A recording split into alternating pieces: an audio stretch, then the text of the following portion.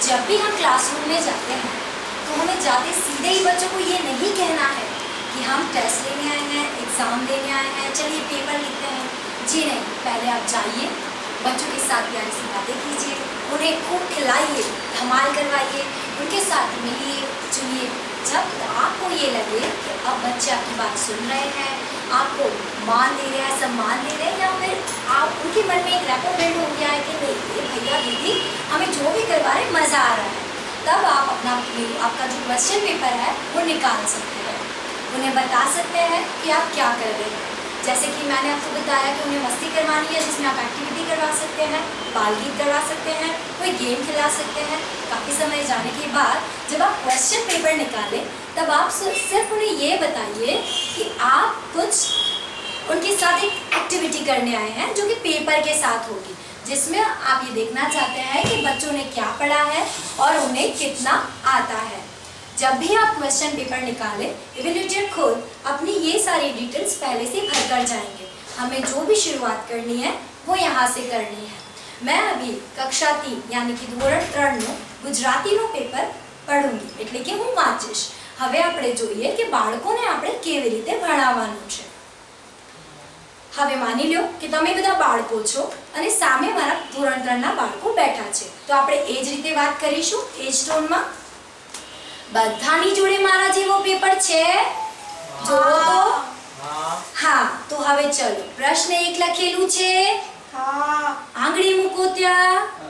હવે જેમ જેમ હું આગળ વધીશ તેમ તેમ આપણે આગળ આંગળી મૂકતા જઈશું। મારી સાથે આંગળી ફેરવતા રહેજો। પ્રશ્ન 1, આપેલ ચિત્રના શબ્દનો પહેલો અક્ષર લખો। એવી જ રીતે પ્રશ્ન બીજા પર આવીશું। મારી સાથે આંગળી ફેરવતા રહેજો હો। ચિત્રમાં આપેલ શરીરના અંગનું નામ લખો। હવે બાળકોને પાનું ફેરવવાનું કહેવાનું ભૂલતા નહીં, એટલે કે બાળકોને ખબર પડે કે બીજો પ્રશ્ન ક્યાં છે। બધા સાથે કરીશું। પાનું ફેરવો। બધા આવી ગયા મારી સાથે બીજા પાના પર? જોઈ લો, મારા જેવું જ પાનું છે ને, આગળ તો નથી વધી ગયા? હા, મારા જેવું જ હોવું જોઈએ હો, આગળ ના વધી જતા।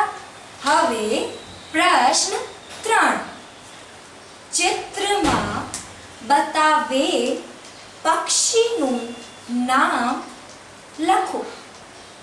પ્રશ્ન 4, મારી સાથે આંગળી ફેરવતા રહેજો એટલે ખબર પડે। ચિત્ર માટે એક વાક્ય લખો।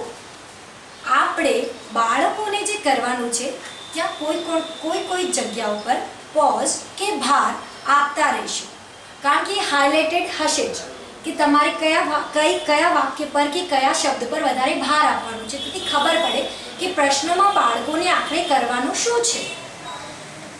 હવે બધા બાળકો એ જુઓ। પ્રશ્ન 5, ખેતર શબ્દનો ઉપયોગ કરીને એક વાક્ય બનાવો કે લખો। સામેના પાના પર આવીશું। બધાને મારા જેવા પાના હોવા જોઈએ, કોઈ આગળ નહીં વધે, સામે જો પલટાવાનું નથી। પ્રશ્ન 6 લખેલું છે ત્યાંથી શરૂ કરીશું મારી સાથે। ચિત્રમાં માણસ શું કરે છે લખો। પ્રશ્ન 7, માછલી અને હોડી બંને શબ્દોનો ઉપયોગ કરીને એક વાક્ય લખો। પ્રશ્ન 8 પર આવીશું। મારી સાથે આંગળી ફેરવતા રહેજો। આપેલ ચિત્રનો પહેલા અક્ષર જેવા જ ઉચ્ચારવાળો શબ્દ પસંદ કરો।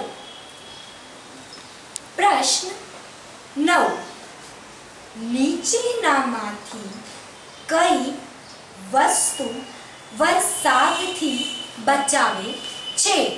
પાનું ફેરવો. બીજા પાના પર આવી જઈશું બધા. મારા જેવું જ પાનું છે ને, જોઈ લ્યો. હવે ચિત્ર તો નથી, પણ ધ્યાન રાખો કે જે પાનું હું બતાવું છું તમારે એ જ પાનું હોય, આગળ ન વધી જતા હો. 10 લખેલું છે, ત્યાંથી શરૂ કરીએ. પ્રશ્ન 10. યોગ્ય શબ્દ વડે ખાલી જગ્યા પૂરો. ખાલી જગ્યા પૂરવાની છે.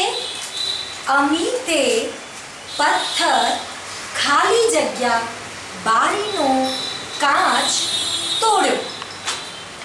પ્રશ્ન 11. નીચેનામાંથી કયા શબ્દનો અર્થ અજવાળું થાય છે? પ્રશ્ન 12. યોગ્ય શબ્દ વડે ખાલી જગ્યા પૂરો. તેણે નાસ્તો ખાલી જગ્યા. પ્રશ્ન 13. નીચેનામાંથી કયો શબ્દ ડૂબવું નો વિરોધી છે? પ્રશ્ન 14. નીચેનામાંથી કયા શબ્દમાં છેલ્લે ર લગાડવાથી સાચો શબ્દ બને? પ્રશ્ન 15 એટલે કે પાનામાં સૌથી છેલ્લો પ્રશ્ન. પ્રશ્ન 15. કોટ શબ્દમાં આવતા હોય તે બધા જ અક્ષરો બીજા કયા શબ્દમાં આવે છે? સામેના પાના પર આવી જઈશું. સામેના પાના પર ચિત્ર છે, એ જ પાના પર. હવે જો ત્યાં પ્રશ્ન 16 પર મારી સાથે આંગળી ફેરવતા રહેજો એટલે ખબર પડે કે આપણે ક્યાં ચાલી રહ્યા છે. ચલો, પ્રશ્ન 16. યોગ્ય શબ્દ વડે ખાલી જગ્યા પૂરો. રવિના પપ્પા 160 સેન્ટીમીટર ખાલી જગ્યા છે. પ્રશ્ન 17. યોગ્ય શબ્દ વડે ખાલી જગ્યા પૂરો. રીમાએ પાંજરું ખોલ્યું અને પોપટ ખાલી જગ્યા. જો હવે બધાને સરસ મજાનો સિંહ દેખાય છે. ગમે છે ને બધાને? અચ્છા, વાર્તા કોને કોને ગમે? શું વાત છે, બધાને વાર્તા ગમે છે. જો હવે વાર્તા તો સાંભળી હશે, પણ હવે તો આપણે મોટા થઈ ગયા એટલે આપણે વાર્તા વાંચવી પડે. તો હવે આપણે વાર્તા વાંચીશું. જલ્દીથી હું જેમ કરાવું તેમ વાર્તા વાંચીશું એટલે સરસ મજાની વાર્તા સાંભળવા મળશે. નીચેની વાર્તા વાંચો અને સવાલોના જવાબ આપો. વાર્તાનું નામ છે સિંહ અને ઉંદર. ચલો, અહીંથી આંગળી મૂકીને શરૂ કરીશું આપણે. જંગલમાં એક સિંહ રહેતો હતો. એક દિવસ તે સૂતો હતો ત્યારે ઉંદરે તેના પર કૂદાકૂદ કરીને તેને ખૂબ હેરાન કર્યો. તેથી સિંહ ગુસ્સે ભરાયો કે ગુસ્સે થયો. તેણે ઉંદરને પકડી લીધો અને તેને ખાવા ગયો. ઉંદર ખૂબ ડરી ગયો. તેણે સિંહને પોતાને છોડી દેવા વિનંતી કરી. તેણે કહ્યું, મને માફ કરો, ભલે હું નાનો છું, પણ એક દિવસ જરૂર તમારી મદદ કરીશ. સિંહને દયા આવી અને તેણે ઉંદરને છોડી દીધો. ચલો, આપણે જે વાર્તા વાંચી ને એનો બીજો ભાગ બીજા પાના પર છે. આવી જ રીતે આ વાર્તા પૂરી કરશો. બીજા પ્રશ્ન જે રીતે મેં આપને સમજાવ્યા એ રીતે આગળ વધીશું. અહીંયા પણ એક માહિતી આપેલી છે જે બાળકોને સમજ પડે એ રીતે ભણીશું. નીચે પ્રશ્નો આપેલા છે જે માહિતીમાંથી જ આપવાના છે, એ આપ બાળકોને સમજાવશો. અહીં ફરીથી એક ચિત્ર વાર્તા આપેલી છે જે બાળકોને હમણાં જે વાર્તા કરી એ રીતે આપ સમજાવશો અને પાનું ફેરવો કે સામેના પાના પર આવો એવા ઇન્સ્ટ્રક્શન આપતા રહેશો. આમ આ વાર્તા પૂરી કરી આપણે છેલ્લા પાના પર આવીશું અને આ ચિત્રનો તફાવત સમજાવી અહીંના પ્રશ્નો પૂરા કરી આપણે આ ક્વેશ્ચન પેપરનું એન્ડ કરીશું અને બાળકોને પ્રશ્ન આપવા માટે પ્રશ્નો લખવા માટે જે બી રહી ગયેલી ઇન્સ્ટ્રક્શન આપવાની હશે એ આપીશું અને બાળકોને બેસ્ટ ઓફ લક કહીને એમને પેપર પૂરું કરવાની રજા આપીએ. Thank you.